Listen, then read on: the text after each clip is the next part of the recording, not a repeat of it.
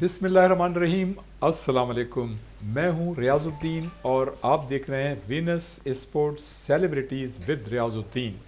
जनाब, आज हमारे साथ मौजूद हैं दुनियाए हॉकी के साबिक मायनाज Olympian left out Wasim Feroz, जिन्होंने 1984 से लेकर 1994 तक पाकिस्तान सीनियर टीम की नुमाइंदगी की। और अगर ओवरऑल उनका इंटरनेशनल कैरियर देखें तो वो कमोबेश 15-20 सालों पे मुनसर है। उन्होंने न सिर्फ सीनियर हॉकी टीम की नुमाइंदगी की बल्कि वो ग्रास रूट लेवल से नीचे से आए, उन्होंने जूनियर टीम की भी नुमाइंदगी की।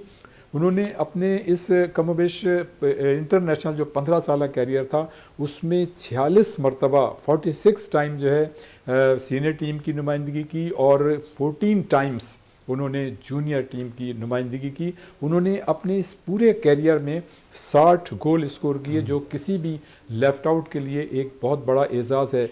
उन्होंने 1992 में यानी 1992 में जब वो जूनियर टीम के साथ थे तो उन्होंने इंग्लैंड के ख़िलाफ़ मार्कतुलारा परफॉर्मेंस का मुजाहरा किया और वो मैन ऑफ द मैच करार दिए गए। इसी तरह से एम्स्टर्डम में 1994 में जब वहाँ पे BMW ट्रॉफ़ी हुई तो उनको मैन ऑफ दी टूर्नामेंट करार दिया गया।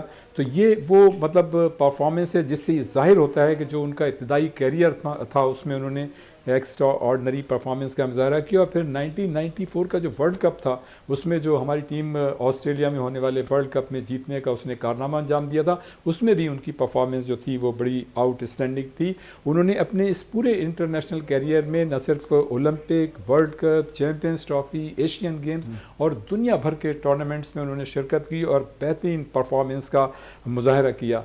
तो जनाब, आपको पता है कि कौमी खेल जो है हमारा हॉकी है, हमने जो है ओलंपिक भी जीते हैं, वर्ल्ड कप भी जीते हैं, एशियन गेम्स भी जीते हैं, चैम्पियंस ट्रॉफ़ी भी जीती है और हमारा माजी जो है वो बड़ा शानदार रहा है। और लेकिन अब आज से कोई 10-15 सालों से हमारी हॉकी जो है वो डिक्लाइन की तरफ है।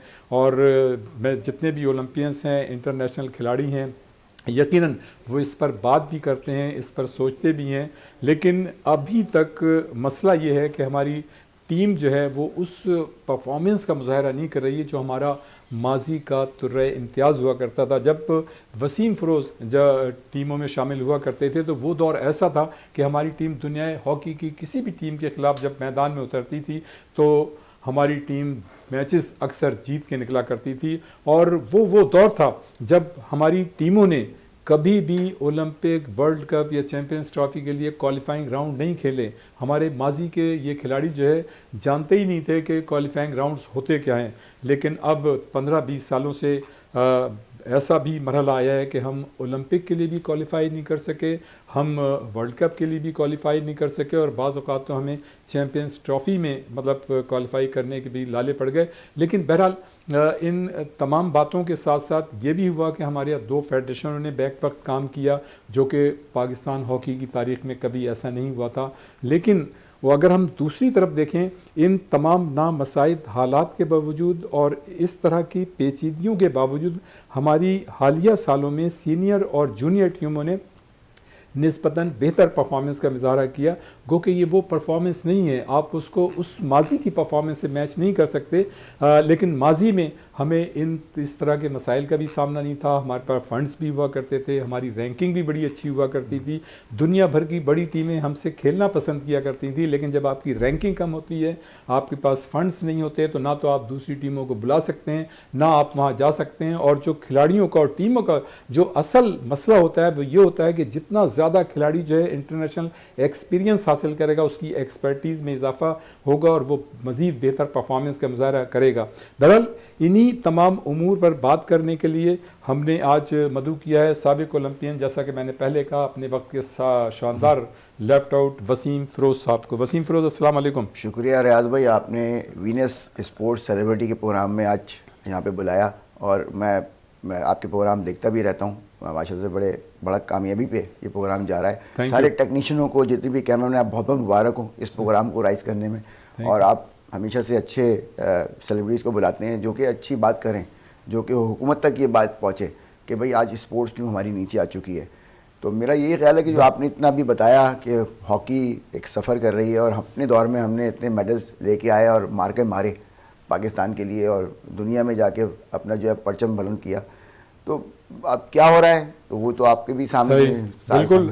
आज तो हम हॉकी पे बड़ी बात करेंगे और हम आपसे भी मुताल्लिक भी बात करेंगे।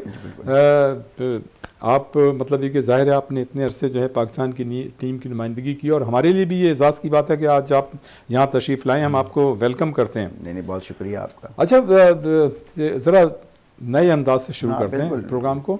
देखें, मतलब ये कि आपके वालिद मोहतरम अख्तर फ़िरोज़ साहब हैं और आपके नाना MH मकसूद साहब, वो क्रिकेट से शगफ रखते थे। और आपके नाना जो थे मकसूद साहब, अल्लाह ताला उन्हें गरीक रहमत करे, आपके वालिद साहब को भी, अख्तर फ़िरोज़ साहब को भी, वो लोग क्रिकेट से मतलब शगफ रखते थे, क्रिकेट से मोहब्बत करते थे, क्रिकेट खेलते भी थे। और आपके नाना ने, मकसूद साहब ने तो 2 किताबें क्रिकेट पर लिखी। लेकिन आप जो है वो हॉकी की तरफ आए, तो कब, कैसे और ये किस तरह से हुआ? अच्छा, हमारी फैमिली में क्रिकेट थी। मैंने स्टार्ट अपनी स्कूल लेवल से, गलियों से और स्कूल लेवल से क्रिकेट की स्टार्ट की थी।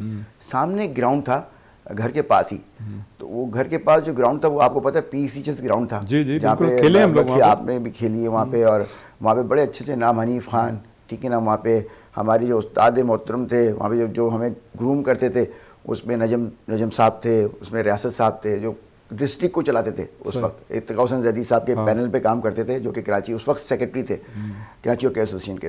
तो वो उस वक्त वो बच्चों को ग्रूम करते थे कि बच्चों को जो शौक है उनको घर, जो टैलेंटेड है वो घर में छुप के बैठते थे, तो ये घर से निकाल के लेके जाते थे। घर में बाकायदा घर, बिल्कुल 4 मकान छोड़ के घर था, तो वो ग्राउंड से आते थे और बाकायदा घर से मुझे निकाल के लेके आके और ग्राउंड पे हॉकी खिलाते थे। तो ऐसे उस्ताद तो है ही नहीं ना। और दूसरी बात है कि फिर वहाँ पे जो हबीब बैंक की ट्रेनिंग होती थी तो वो मुनव्वर जमा आते थे, वहाँ पे आते थे इफ्तिखार सैयद साहब। उन्होंने देखा यार ये बच्चा तो बहुत अच्छा है। कुछ हमारे पुराने लोगों ने कहा यार ये बच्चा अच्छा है, स्पीडी है, इसको आप चांस दें हबीब बैंक से। मैं छोटा था, लेकिन हुआ RD को 16 साल का, तो पहली मरतबा मुझे हबीब बैंक से ले गए क्वालिफायर राउंड खिलाने के लिए। मुझे याद है भालपुर, वहाँ मैंने खेला जाके, तो वहाँ एडमिरल मुजफ्फर हुसैन साहब थे, आपको याद होगा, वहाँ सिलेक्टर बैठे हुए थे। ये लड़का कौन आया हुआ इतना स्पीडी है। वहाँ से आगाज़ शुरू हुआ है और फिर हबीब बैंक में कॉन्ट्रैक्ट पे ले लिया मुनव्वर साहब ने। फिर उसके बाद पे बड़े बड़े हाथों ने देखा, इस्लाह साहब ने देखा, हनीफ खान ने देखा, उसके बाद फिर हमारे समीला साहब ने देखा, तनवीर डार साहब मरहूम, उन्होंने बड़ा, हबीब अली किड्डी साहब ने मुझे हॉकी निकाल की दी थी, मेरी हॉकी टूटी हुई थी। तो अपनी क्या प्लेयर थे वो, क्या बात थी, कस्टम से खेलते थे और वो लेजेंड थे उस ज़माने में, आपको पता है बड़े नाम थे। तो उन्होंने कहा बेटा इधर आओ, तुम्हारे पास हॉकी नहीं है, टूटी हुई हॉकी है। अच्छा, मेरी गाड़ी में हॉकी पड़ी है, मैं निकाल के देता हूँ। मुझे याद है अपना रियाज भाई, ये वो दिन थे जिस ज़माने में हम बसों में लटक के और जाते थे हॉकी खेलने के लिए दूर दूर। आपको पता है उस वक्त तो बड़ी मेहनत की आपने, नीचे से सफ़र करते हुए ऊपर आए और आके ऐसी कोई स्टार नहीं बन जाता, बनने के लिए बड़ी मेहनत करना पड़ती है। और इसमें बहुत सारे, आपको पता है कि हमारे पास में बहुत सारे ऐसे प्लेयर्स भी हैं जिन्होंने मेहनत से। अच्छा, उस दौरान आपको किन मुश्किलात का सामना करना पड़ा? घर में तो एक तो जो था वो पढ़ाई की तरफ थे अपना, सही, वालदा की तरफ से ज़रा सा सॉफ्ट कॉर्नर था, अब्बा की तरफ से ज़रा मारधाड़ ज़्यादा थी कि भाई ये सिर्फ खैर, आपको पता है घर में नाना क्रिकेट खेलते थे। और हमारे एक और आपने नाम सुना होगा, हमारे मेरे कज़न अम्मी के फर्स्ट कज़न मुरील हक, हाउस बिल्डिंग से खेलते थे वो, बड़ी अच्छी उन्होंने अपना फर्स्ट क्लास खेली है और पाकिस्तान ब्लू से भी खेला। तो वहाँ से भी था शौक थोड़ा सा, मगर घर के पास जो ग्राउंड था उससे ज़्यादा एडवांटेज थी। शाम में हम खेलते थे क्रिकेट और अपना और फिर हॉकी का सीन आता था, हॉकी खेलते थे।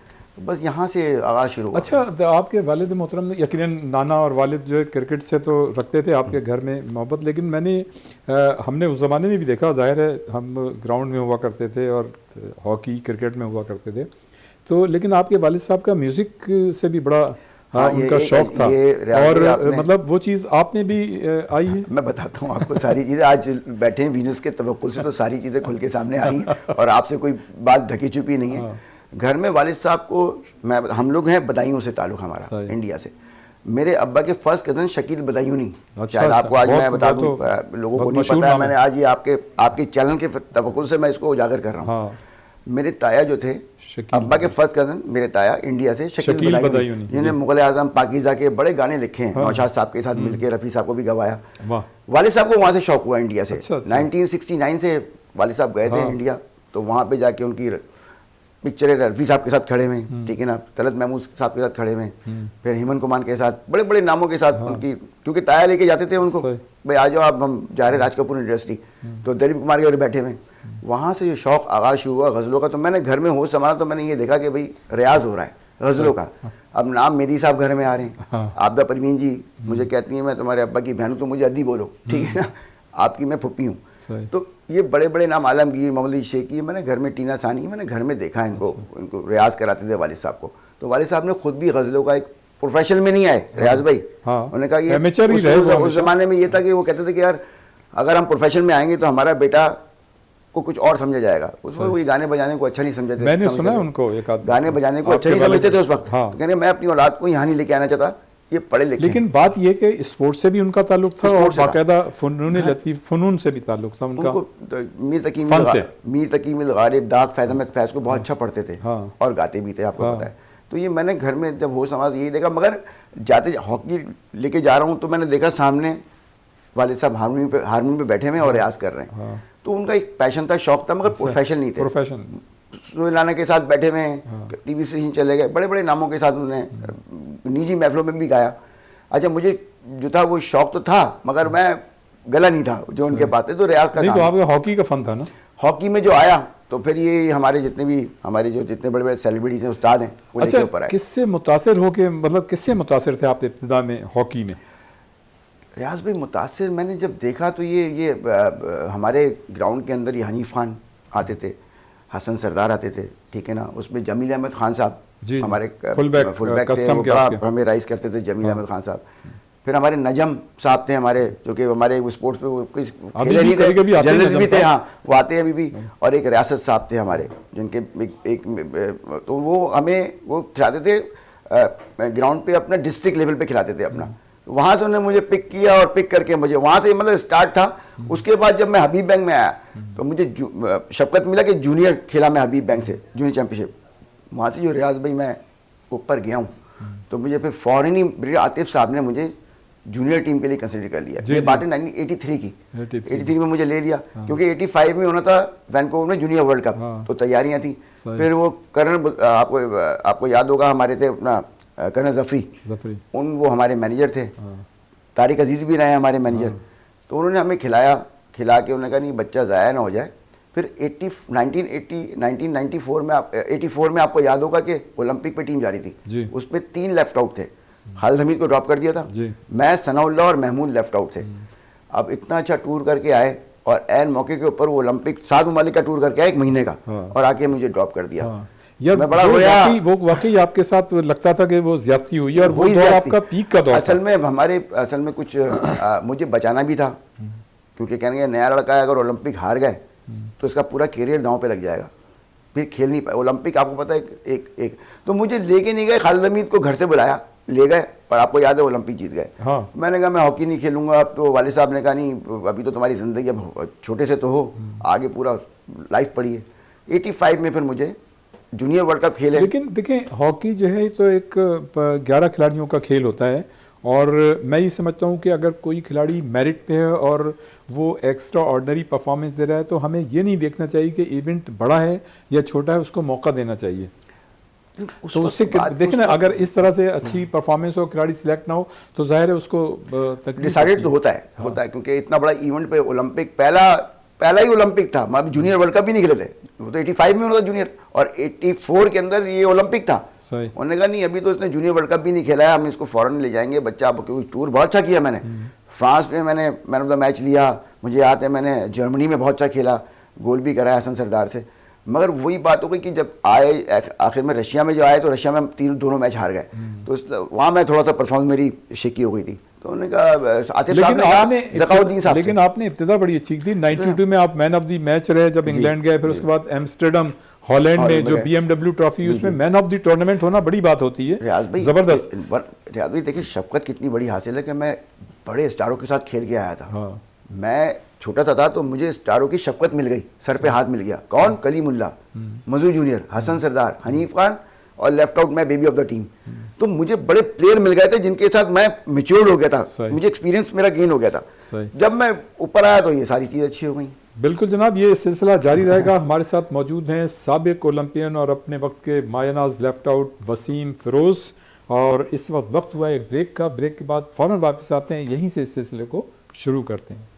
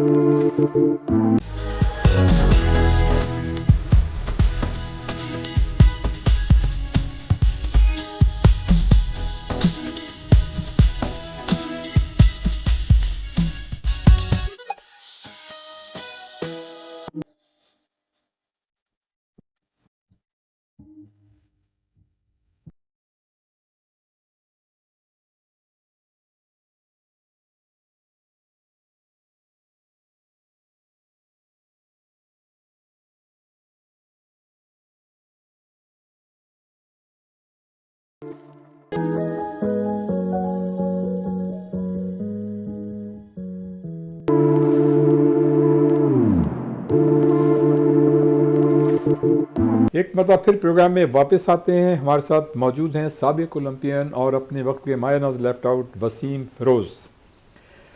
वसीम फिरोज, आपने ज़रा दूसरी तरफ आते हैं थोड़ा सा ना आपने मुख्तलिफ ज़ाहिर फेडरेशन के साथ काम किया। किस मतलब एक दौर में आपने अपने आप को सबसे ज़्यादा मतलब कंफर्ट महसूस किया? ज़ाहिर आप काम करते रहे मुख्तलिफ फेडरेशन के साथ। पाकिस्तान टीम के लिए कोचिंग भी की, बच्चों के साथ, बच्चों को सेलेक्ट करके निकाला भी। बात सिर्फ ये कि मुस्तकिल मिजाजी होने चाहिए। हमारी यहाँ मुस्तकिल मिजाजी नहीं है। तो किस फेडरेशन में मुस्तकिल मिजाजी थी? मैं ये कह रहा हूँ कि किस फेडरेशन के साथ आपका कंफर्ट लेवल था? मैं जब आया तो मुझे याद है कि सबसे पहले आसिफ बाजवा कासिम ज़िया थे, उन्होंने मुझे टास्क दिया। साउथ एशियन गेम के लिए टीम जा रही थी, आपको याद होगा। उसमें सलीम शेरवानी साहब मेरे मैनेजर थे, हेड कोच थे। उनके साथ मैं पैनल पे आया था, कोच काम कर रहा था। हम वो साउथ एशियन गेम जीत के आ गए थे। इंडिया से हमने जीता था वहाँ पे साउथ एशियन गेम। तो ये बात बता रहा हूँ मैं आपको, मेरे ख्याल 2009 की 8 या 9 की बात है। जीत के आए, उसमें आसिफ बाजवा हमारे जो थे वो थे अपना सेक्रेटरी थे, और कासिम ज़िया थे। तो उन्होंने मुझे कहा, मैं गया साथ में। कंफर्ट तो वहाँ भी फील किया, मगर वो एट ए टाइम जीती हुई टीम के बाद आप उसको कंटिन्यू रखना चाहिए, आपको हटाना नहीं चाहिए। क्योंकि वो जो कोच होता है वो लड़कों से जो होता है उसका माइंड मिल चुका होता है। अब आप 5 साल का टारगेट किसी को भी नहीं देते। मैंने देखा किसी को भी 5 साल का टारगेट नहीं मिला, बस अगर टूर्नामेंट हार गया, लाइकिंग डिसाइकिंग भी हटाया और दूसरा ले आए, और लड़के भी चेंज कर दिए। जब लड़के चेंज करते रहेंगे, कॉन्फिडेंस बिल्डअप कैसे होगा बच्चों का, मुझे बताएं। मैं कहता हूँ कि कोई भी फेडरेशन आए, जो भी आए, मैं कंफर्ट तो जब फील करूँगा। मैं अभी भी कंफर्ट नहीं फील कर रहा था। मैं जब भी फेडरेशन के साथ था, थोड़ा सा अंदर से हैजी थोड़ा सा फील करता था कि ज़मीर मुतमईन नहीं था।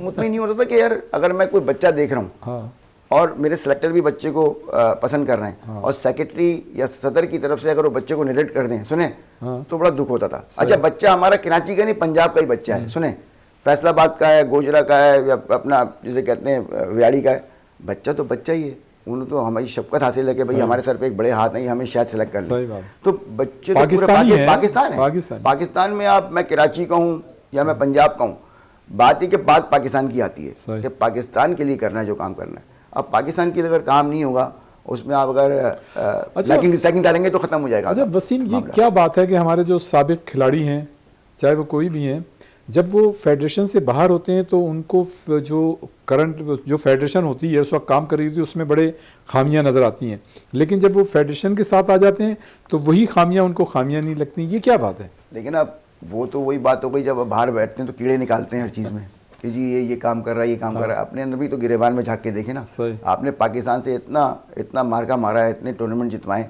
आप। नहीं तो ये क्या इसलिए करते हैं कि फेडरेशन में आ जाएं? फेडरेशन में आने के लिए तो ये सारी जंग लड़ी होती है सारी की सारी। तो आपने अगर आप ग्रास रूट लेवल के ऊपर तो काम कर नहीं रहे हैं, आप डायरेक्ट मांगते हैं फेडरेशन दे दो हमें। भाई नीचे तो काम कर लो। मैं तो आज भी आपके तवक्कुल से कह रहा हूं, फेडरेशन में आने के बाद टूर मिल जाते हैं, टूर मिल जाते हैं, मिल जाता है, टूर मिल गए और फिर मीडिया सामने खड़ी होती है तो उनसे आप बातें कर रहे होते हैं। अगर कोई भी आदमी नेगेटिव बात करते हाँ तो लग पता जाता है, फिर वो शर्मिंदा होते हैं कि भाई आप घर बैठ के आ गए, आप ग्राउंड पे तो जाते नहीं है, सीधा आप फेडरेशन पे सीधा जो है जाके बैठते हैं और वहाँ पे अपनी मनमानियाँ करते हैं। अच्छा 10-20 साल 25 साल पहले तो ऐसा होता था कि आपकी खामियां जो है 3-4 दिन बाद या 3-4 महीने बाद पता चलती थी, जब तक आपका काम हो जाता था। लेकिन अब तो मीडिया इतना मतलब पावरफुल है और सारा है कि आपको फौरन उसका सामना भी करना पड़ता है, जवाब भी देना पड़ता है। और आप जो है वो 90s के अंदर मीडिया कहाँ था? हाँ, एक STN चैनल था, एक PTV था, आपको याद है। बाद में सारे दीगर चैनल सारे आ गए, ठीक है। जब पैमरा ने खोला तो सबको लाइसेंस मिल गया। मतलब आज ज्यादा मुश्किल है। आज मुश्किल नहीं है, आज बचाना मुश्किल है अपने आप को। सही। अपने आप को कैसे बचाएंगे? अगर आप गलत करेंगे तो सारे मीडिया आपके सामने खुल के आ जाएगा, सोशल मोबाइल के अंदर आ जाएगा सारा। सोशल मीडिया तो आप मोबाइल में भी है, बिल्कुल। तो आप बच नहीं सकते। मैं यही कह रहा था ना कि पहले तो ऐसा होता है 3 दिन बाद या 3 महीने बाद पता चलता, अभी तो फौरन सेकंड आ गया। अभी हुआ, आपने कुछ किया, सेकंडों में आ जाएगा आपका। यार ये अभी तो हुआ है घंटों पहले।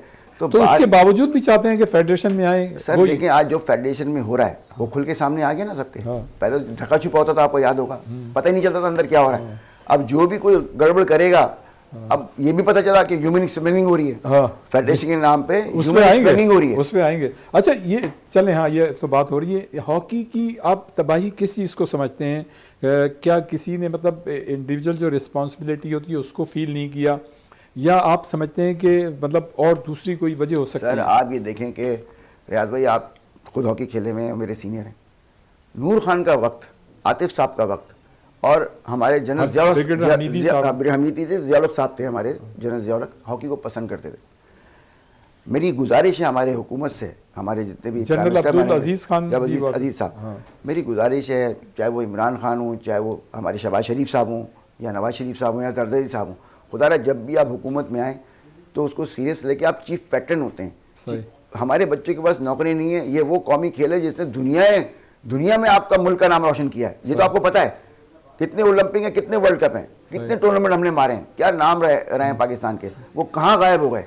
17वें नंबर पे खड़े हैं दुनिया रैंकिंग के अंदर, ऊपर टॉप पे क्यों नहीं आ रहे? वजह यही है रियाज भाई कि जब तक हुकूमती सतह के ऊपर, सुने ये बात पॉजिटिव वे में, उनको क्योंकि भगाने वाले बहुत हैं, आप पोस्टमार्टम कराएं और जो पॉजिटिव लोग हैं, ठीक है ना, स्पोर्ट्स के जो करता धरता हैं, उनको बुलाएं, जो ग्राउंड पे टाइम देते हैं, उनको बुला के प्राइम मिनिस्टर पूछे कि यार आप बताएं कि हॉकी को सही कैसे करना है। तो आज भी मैं बताऊं टैलेंट बहुत है हमारे पास। अच्छा वसीम ये बताइएगा कि आपने हॉकी से मतलब क्या कुछ हासिल किया है? आप मुतमईन है या कोई रिग्रेट फील करते हैं? देखिए बहुत सारी चीज़ें जो मुझे आज भी रियाज भाई आपके चैनल के तवज्जो से कह रहा हूँ, अफसोस रहा है कि मैंने 12 साल खेल के मुझे कप्तानी नहीं मिली पाकिस्तान की। एक तो ये दुख मेरे अंदर है। लेकिन एक बात है, 12 साल आपके मतलब नाम के साथ आपकी पोजीशन, आपने एक्स्ट्रा ऑर्डिनरी परफॉर्मेंस रही और आपकी मतलब एक खास बात यह है कि आप उस वक्त भी स्मार्ट थे, आज भी स्मार्ट हैं। जमाली साहब से मेरी लड़ाई हुई, सुने। हाँ आतिफ साहब ने मुझे निकाला, जमाली साहब ने मुझे निकाला, ठीक है ना। दीगर वक्तों के अंदर मैं बता रहा हूँ आपको, जो आए कप्तानी नहीं करने दी कि कप्तान एक इतना सीनियर हो के आपने एक जूनियर को कप्तान बनाया। शहबाज मेरा जूनियर था उस वक्त, मैं 84 में आया हूँ, सुने, वो 85-86 में आया शहबाज, आपने उसको कप्तानी दे दी। इसमें कुछ हमारे अपने भी लोग थे जिनको सोचना चाहिए था कि ये सीनियर जूनियर जो होते हैं ना, उनको रिस्पेक्ट, सीनियर को रिस्पेक्ट देनी चाहिए। मुझे नहीं बनाया, चलो मैं उस पर भी कहता हूँ चलें, वो हो गई बात जो हो गई, ठीक है ना। मगर अब ज्यादा तो बच्चों के साथ ना करो जो पहले पास में हो चुकी है। अच्छा ये एक दिल में रह गई बात। दूसरी बात ये रह गई कि कोई एकेडमी नहीं बनी। अब मैं घर बैठा हुआ हूँ, कस्टम्स मेरी जॉब है, ठीक है ना।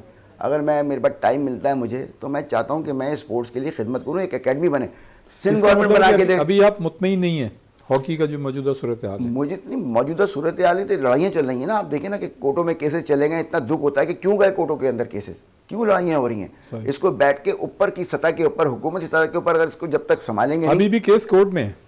अभी भी कोर्ट में केस है जी। हाँ ये तो मुझे पता चला कि कोर्ट में है केस, और बाकायदा जो है मेरा ख्याल है कि कुछ चीज़ों पे मना कर दिया गया है, ठीक है ना। हमारे जो सेक्रेटरी राना मुजाहिद उनको मना कर दिया गया कि भाई आगे आप काम नहीं करेंगे, ठीक है ना, ये भी पता चला है मुझे। हालांकि राणा मेरा दोस्त है, ठीक है ना, हम बैठते हैं, हमारी देखिए, लड़ाइयाँ उसकी नहीं है, मैं ये आज भी समझता मैं हूं- उसको बहुत प्यार करता हूँ। वसीम, आपने सही बात की। देखें, हॉकी पे, उसके मामलात पे तो इख्तिलाफात होना चाहिए, हो सकता है, लेकिन जो हॉकी के सर्कल के लोग हैं उनके मिलने जुलने बात करने में तो कोई ऐसी बात नहीं है। और मैं ये समझता हूँ कि ये एक सेहतमंदाना चीज़ होती है कि आप अपने ज़ाती जो हॉकी से मुतल्लिक इख्तिलाफात हैं उसके बावजूद आप लोगों से मिलने में तो कोई बुराई नहीं है। देखिए ताहिर जमान काम कर रहा है, ठीक है ना, मैंने उसको मुबारकबाद दी। बड़े अच्छे कोच हैं ताहिर ताहिर जमान को मैंने, क्योंकि वो इंटरनेशनल पैनल के ऊपर रह चुका है और वो मास्टर कोच रह चुका है, कर रहा है, मास्टर कोचिंग कर रहा है, बाहर भी करता है, उसने बहुत सारी टीमों को कोच किया उसने। आप देखें आपके वो प्लेयर भी अच्छे थे, हाँ, गुड प्लेयर, और दिल का भी साफ है। मतलब वो कहता है यार मुझे इससे सियासत से मतलब, मुझे बच्चों से मतलब है। और यही चीज़ मैं शहबाज से भी कहना चाहता हूँ कि शहबाज को भी चाहिए कि थोड़ा टाइम दे, बच्चों को टाइम दे। घर से निकल के तो वर्ल्ड कप जिताया है पाकिस्तान के लिए, कप्तान रह चुका है, उसे चाहिए दे। हॉकी में सियासत को किस तरह ख़त्म किया जा सकता है? देखिए सबको एक पैनल में बिठाया जाए। देखिए जो ओलंपियन है इसमें देखिए अब आड़ा तिरछा सब आ गया अंदर, ठीक है ना, जिन्होंने नहीं खेला उनको पता ही नहीं हॉकी का 100 गज का ग्राउंड का नहीं पता, चौड़ाई का नहीं पता, पोल पोस्ट का नहीं पता कितने इंच का होता है, आ गए टेक्निकल बन के। यार हॉकी को वो लोग आए, मैं भी अपने आप को नहीं कह रहा, बड़े बड़े ओहदेदार भी जो आते हैं। अच्छे पॉजिटिव लोग हैं, जो कि जिन्होंने पाकिस्तान के लिए एक ग्लोरी लेके आए, पाकिस्तान के लिए एक नाम रोशन किया है, उनको बिठाएं एक अच्छे पैनल में, ठीक है ना, बिठा के जो पॉजिटिव पाकिस्तान के लिए काम करना चाहते हैं। कौन बैठाएगा?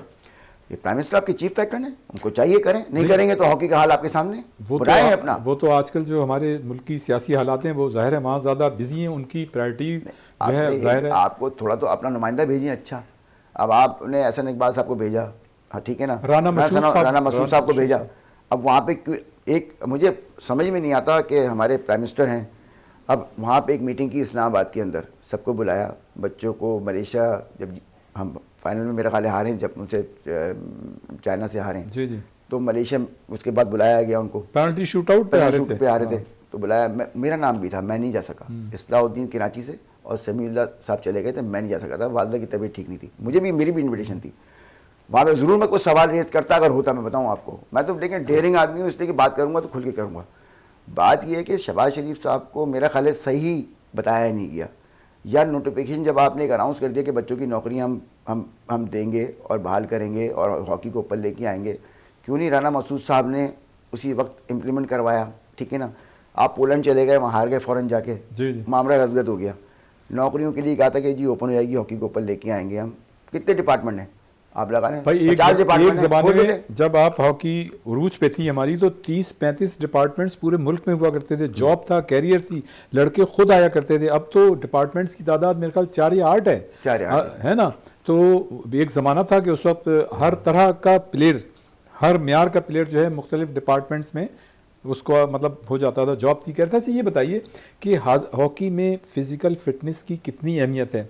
इसलिए कि आप जितने ज़्यादा फिज़िकल फ़िट होंगे, स्टेमिना आपका अच्छा होगा, आपकी टेक्निकलिटीज़ अच्छी होंगी, और ग्राउंड के अंदर खेल के दौरान फिर आप अपनी चीज़ों को ज़्यादा बेहतर तरीके से एग्जीक्यूट कर सकते हैं। कितना किरदार है फिटनेस का?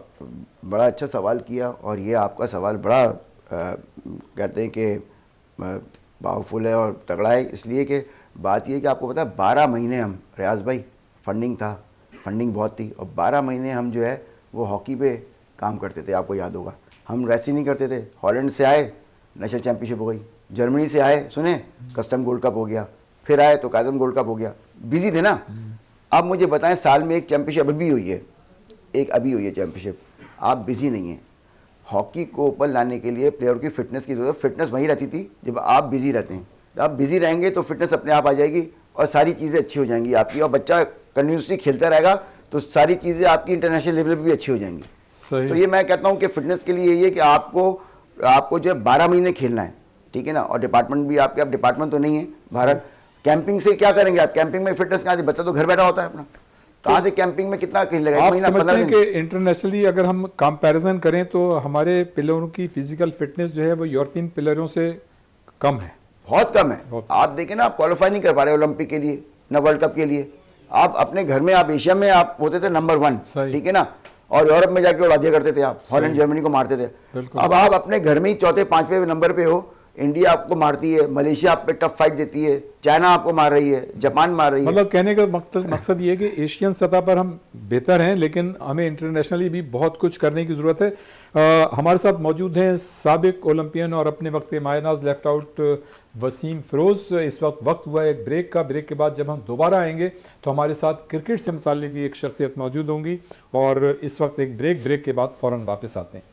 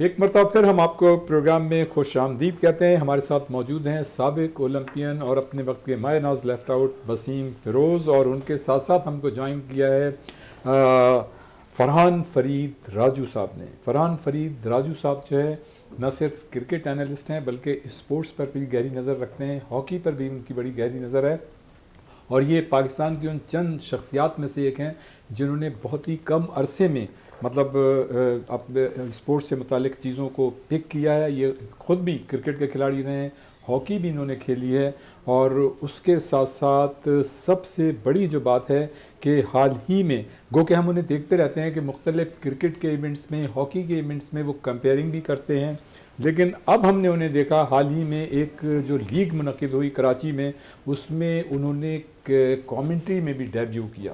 तो ये उनकी एक्सपर्टीज़ हैं, और उनकी नज़र जो है वो सबसे गहरी ये है कि डोमेस्टिक क्रिकेट पे उनकी बड़ी गहरी नज़र है।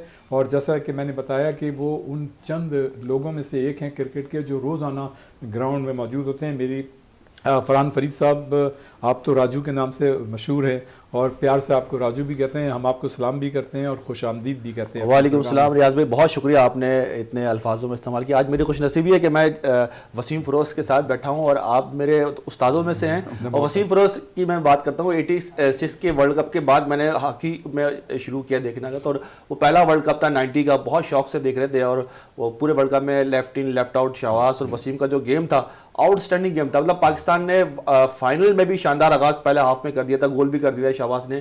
उसके बाद भी 94 का वर्ल्ड कप, ये 2 वर्ल्ड कप खेले और दोनों वर्ल्ड कप पाकिस्तान फाइनल खेला, और दोनों मेडल, एक गोल्ड मेडल एक सिल्वर मेडल के पास।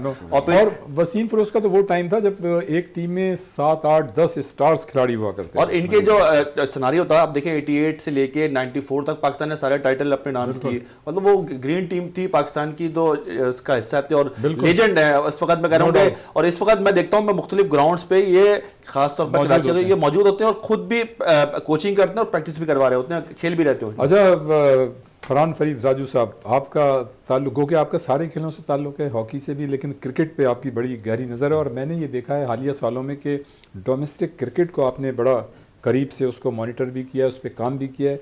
आप क्या समझते हैं कि मतलब हमारी जो डोमेस्टिक क्रिकेट है वो सही सिमत में जा रही है, या आप समझते हैं कि मसाइल हैं?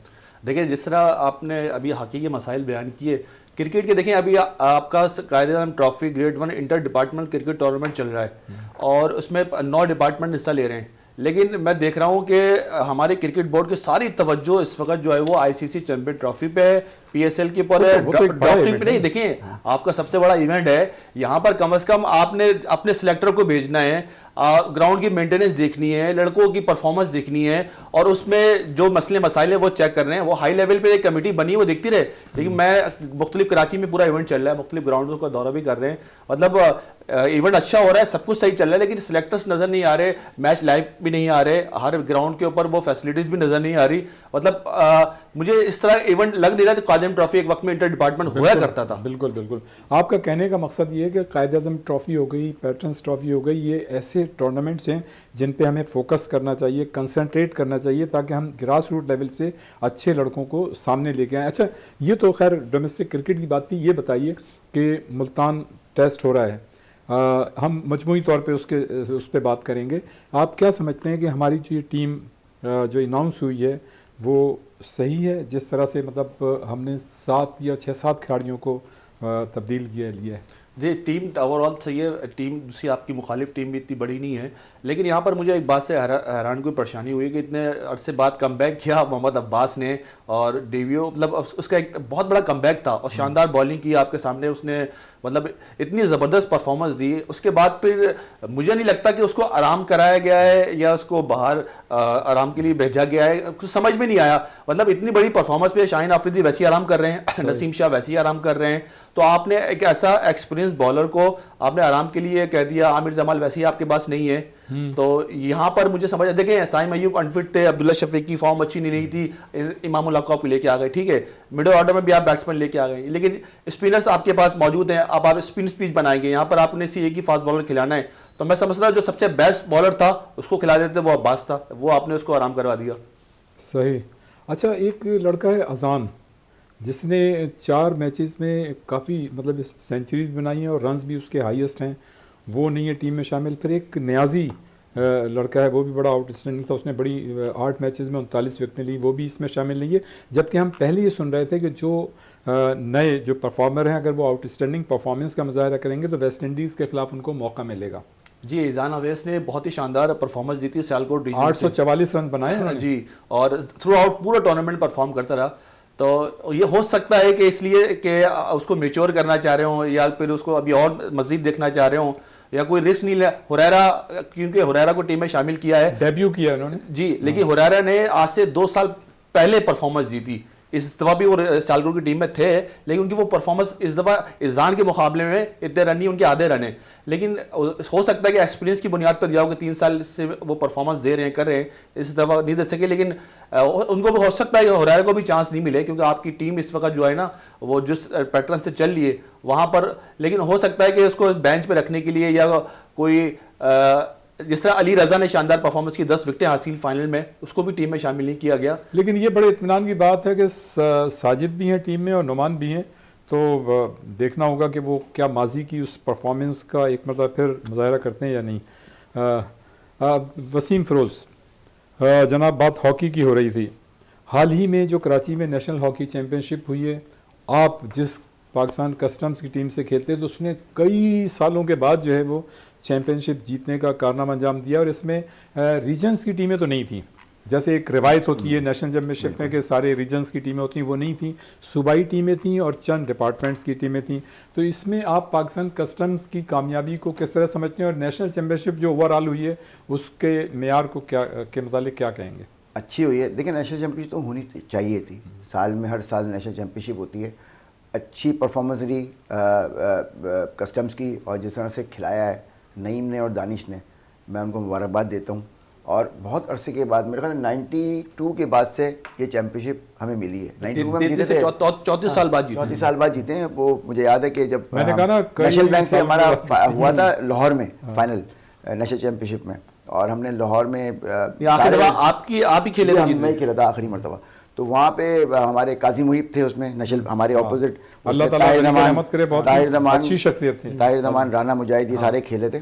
और उधर से जो पैनल पे हम थे, हसन सरदार वगैरह, कलीमुल्ला, सब थे, सीनियर थे, इसलिए जीत गए थे क्योंकि एक्सपीरियंस बहुत था। उस टीम नेशनल बैंक की टीम तो करंट उसमें पाकिस्तानी खेले थे, मगर एक्सपीरियंस बहुत बड़ा था।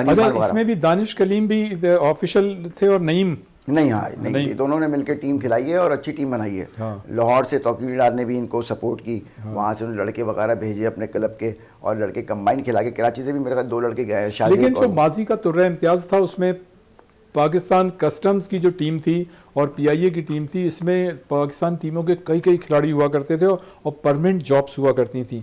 तो वो देखना होगा कि हमारे जो डिपार्टमेंट्स हैं वो खिलाड़ियों को परमानेंट जॉब देते हैं। वही बात हो गई ना, आपने कहा कि डिपार्टमेंट खुलेंगे, ओपन होंगे। जैसे मैंने बताया कि प्राइम मिनिस्टर साहब को चाहिए कि डिपार्टमेंट्स के लिए नोटिफिकेशन निकालें प्लीज़। इस पर ज़रूर एक थोड़ी सी अपनी कड़ी नज़र डाल दें। सियासत हो रही है, मुझे पता है वहाँ पे वो बिजी हैं, मगर यहाँ पे अपना कोई नुमाइंदा भेज के कि भाई इम्प्लीमेंट कर दें कि भाई इतने हमने जो है डिपार्टमेंट को ओपन करना है, इसमें इतने प्लेयर डालने हैं। बच्चे जॉबलेस हैं हमारे। अच्छा, फरहान फरीद राजू साहब, साइम अयूब, मतलब वो आए, कहते हैं ना कि वो आया, उसने देखा और फतह कर लिया।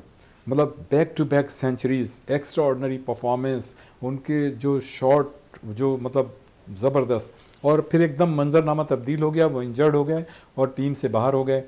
आप क्या समझते हैं कि चैम्पियंस ट्रॉफी में उनकी शमूलियत पाकिस्तान के लिए कितनी अहम होगी, और अगर वो ना खेल सके तो क्या हो सकता है?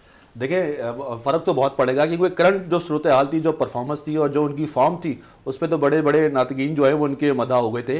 और जिस अंदाज से उन्होंने ऑस्ट्रेलिया के अंदर परफॉर्म किया, फिर साउथ अफ्रीका के अंदर परफॉर्म किया, ये 2 वैसी कंट्री हैं जहाँ पर विकेट्स और बॉलर्स जो है ना पाकिस्तान के लिए हमेशा वबा जान बनते हैं। वहाँ परफॉर्म करके आ गए तो उसका मतलब है कि आपको पता है चैंपियन ट्रॉफी आपके होम ग्राउंड में हो रही है, और कुछ मैचेस अगर इसके दुबई में हुए तो ये तो आपके लिए और अच्छी बात थी कि आप और अच्छा परफॉर्म करते। अच्छा, चैम्पियंस ट्रॉफी के लिए पाकिस्तान क्रिकेट बोर्ड और चेयरमैन मोहसिन नकवी साहब बड़े फाल नज़र आ रहे हैं और पूरी कोशिश कर रहे हैं कि चैम्पियंस ट्रॉफी से कबल सारे इंतजामात मुकम्मल हो जाएं। अच्छी बात है, पूरी कौम की दुआएं उनके साथ हैं, हमारी भी दुआएं पाकिस्तान टीम के साथ हैं। आप क्या समझते हैं हमारी टीम की परफॉर्मेंस को एक मेज़बान की हैसियत से कितनी जिम्मेदारी आयद होती है?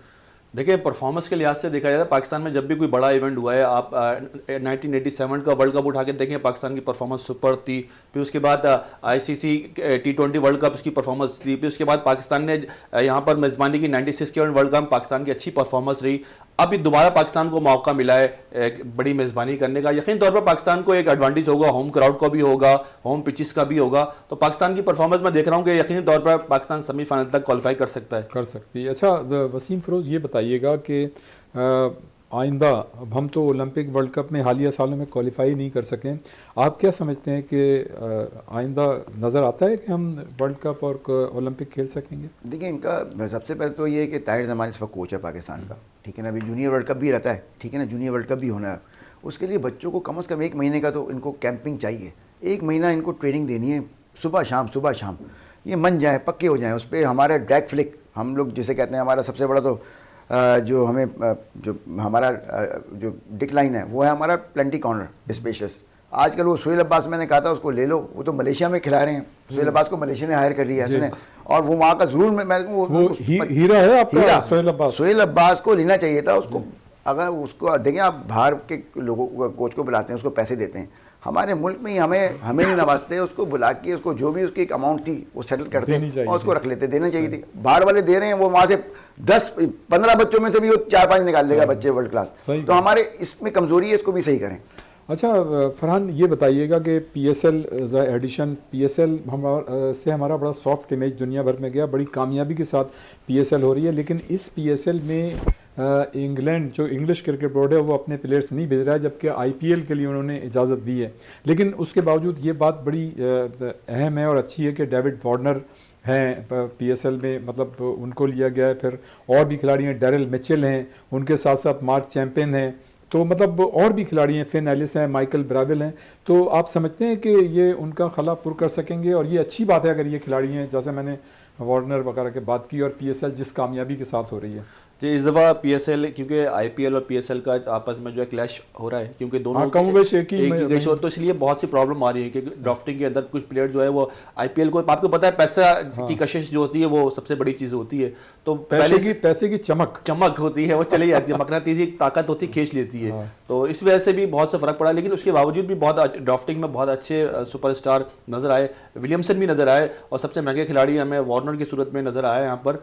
तो ओवरऑल प्लेयर्स सही हैं, लेकिन इस दफ़ा सरफराज अहमद को मतलब हैरत अंगेज तौर पर 9 साल हो गए और उसके बाद रिलीज़ किया है। और उसके बाद शोएब मलिक भी जो है एक दफ़ा फिर शफलिंग करते हुए नजर हुए। तो बहुत सी चीज़ें, सरफराज तो मेरे ख्याल से ऑफिशियल होंगे कोच वगैरह होंगे? नहीं, अभी तक तो रिलीज कर दिया था उनको, किसी ओहदे पे तो नहीं रखा, वो ड्राफ्टिंग में आए थे लेकिन किसी ने उनको पिक नहीं किया वहाँ पर। सही।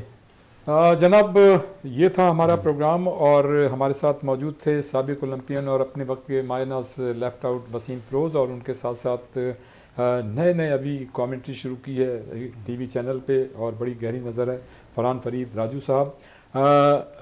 वसीम फ़िरोज़ साहब, ज़ाहिर है आपसे हॉकी के मुतालिक बड़ी बातें हुई, मैंने बहुत सारे सवालात किए, आपने जवाबात दिए।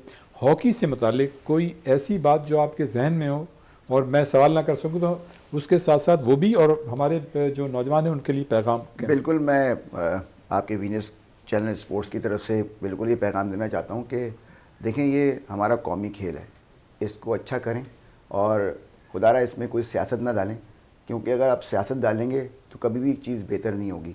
हम सब एक ही पेज पे हैं, हमने सबने पाकिस्तान के लिए खेला है और दुनिया भर में नाम रोशन किया है और परचम बुलंद किया है बाहर। तो खुदारा ये सियासत को दूर कर दें और ये जो मार धाड़ है, सीटों की जंग है, इनको छोड़ें भाई। बच्चे ग्राउंड लेवल पे तंग हुए हुए हैं, वो बच्चे को सिखाएं। ग्राउंड आप ओलंपिक होके घर से बड़ी सीटें ले लेते तो बच्चों को कौन सिखाएगा? जितने भी हमारे बड़े नामवर लोग हैं उनको बुलाएं, दावत दें, एक मीटिंग करें और मिलके सब गले मिलें और मिलके और एक चीज़ को बेहतर करें। इसमें हुकूमती सतह के ऊपर जितना हो सकेगा वो भी करेंगे, मगर आप जब एक नहीं होंगे तो हुकूमत क्या करेगी? तो मेरी ये गुजारिश है रियाज भाई के चैनल की तवक्को से, वीनस की तवक्को के, खुदारा एक हो जाएं, ग्रास रूट पे काम करें। ये सीटों की जंग, ये सेक्रेटरी, ये सेलेक्टर, ये सब बेकार है। टूर जाना है बाहर, ये सब बेकार है। पैसा आपने आपको हॉकी से पैसा दिया है, बड़ी बड़ी नौकरियां दे दी हैं। खुदारा उसका लाज रखो और हॉकी को बेहतर करो। शुक्रिया जी। फरहान फरीद साहब, कोई ऐसी बात जो क्रिकेट के हवाले से आपके जहन में हो वो ज़रूर कहिएगा, अगर मैं ना पूछ सका हूँ। दूसरे के पैगाम हमारे नौजवानों के लिए। बिल्कुल, मैं भी ये कहूँगा कि अपर लेवल पे क्रिकेट बहुत अच्छी हो रही है, डोमेस्टिक लेवल पे क्रिकेट, लेकिन जहाँ से रॉ मटेरियल आपको मिलना है वो आपका ग्रास रूट। और ग्रास रूट लेवल पे मैं देख रहा हूँ कि कराची के ग्राउंड ख़त्म हो चुके हैं, बच्चों के पास खेलने की जगह नहीं है। सैटरडे संडे बच्चे के पास अपॉर्चुनिटी होती है, वहाँ पर हम देखते हैं कि मल्टीनेशनल चल रही होती है, वहाँ पर जो है वो वेटरन्स चल रही होती है, और पेड करके 10-10 हज़ार में बच्चा ग्राउंड नहीं ले सकता। और उसके वॉकिंग डिस्टेंस पे ग्राउंड्स होना चाहिए। उसके पास एकेडमी के बाद इतनी फीस नहीं होती कि बच्चा जाके वहाँ पर एकेडमी की फीस दे सके। तो हुकूमत का ये फ़र्ज़ है कि वॉकिंग डिस्ट्रिक्ट में जो जहाँ ग्राउंड कब्जे हो चुके हैं वो छुड़ा के कम से कम उन बच्चों के लिए आसानी पैदा किया जाए। बहुत शुक्रिया फरहान फरीद साहब और बहुत शुक्रिया ओलंपियन वसीम फ़िरोज़ आपकी यहाँ आमद का। ये था हमारा प्रोग्राम और यकीनन आपने सुना कि ओलंपियन वसीम फ़िरोज़ ने जो गुफ्तगू की यकीनन वो आपको पसंद आई होगी। फिर फरहान फरीद राजू साहब ने जो क्रिकेट से मुताल्लिक़ बातें की वो आपको पसंद आई होंगी। हमें इसका फ़ीडबैक ज़रूर दीजिएगा और अगले प्रोग्राम में किसी नई शख्सियत के साथ एक मरतबा फिर हम हाज़िर होंगे। उस वक्त के लिए रियाज़ुद्दीन को इजाज़त दीजिए। अल्लाह हाफ़िज़।